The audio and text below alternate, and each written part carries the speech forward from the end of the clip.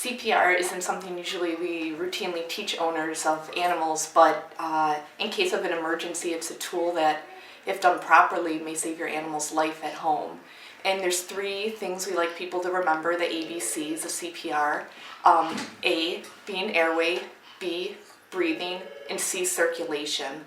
So we're going to start out with A, and that is assessing the airway.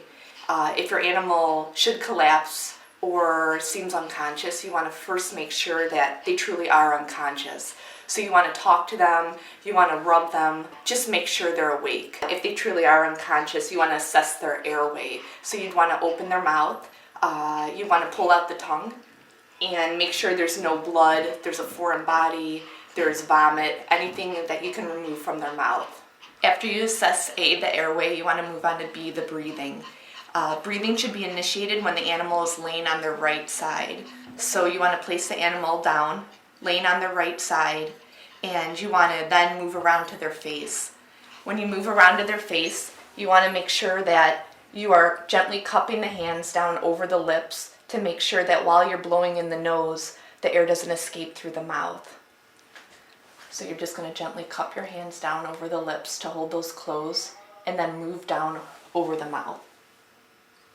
After you assess airway on a large dog, breathing for them is slightly different. You want to come around to their face. You'd like to make sure that your hands are cupped completely around their lips so air doesn't escape out, and then you want to breathe over their nose. Now that you know the proper way to breathe for your animal, we're going to move on to C, which is compressions or circulation. This needs to be done when the animal is still laying on their right side. For a small dog, a cat, or a large dog, the landmark is the same.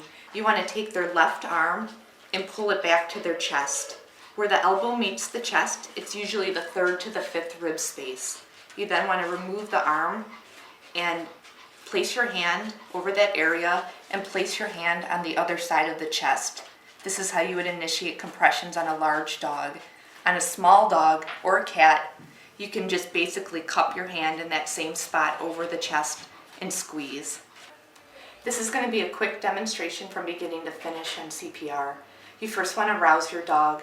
You then want to move around to the head and extend the neck out. You want to assess the airway, make sure there's no blood, vomit, foreign body in the mouth. When you do assess that the animal is not breathing, you first need to know the proper technique. You want to cup your hands over the lips so air doesn't escape, and you want to blow into the nose. You want to blow in about twice for every 12 chest compression. You then want to place your animal on its right side and pull the elbow back to where it meets the chest. This is usually at the 3rd to 5th rib space.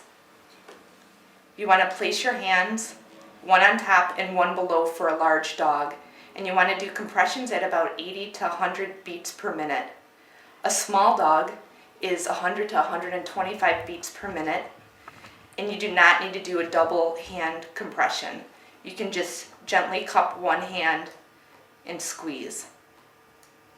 You want to compress the ribs to about 30% of the chest space.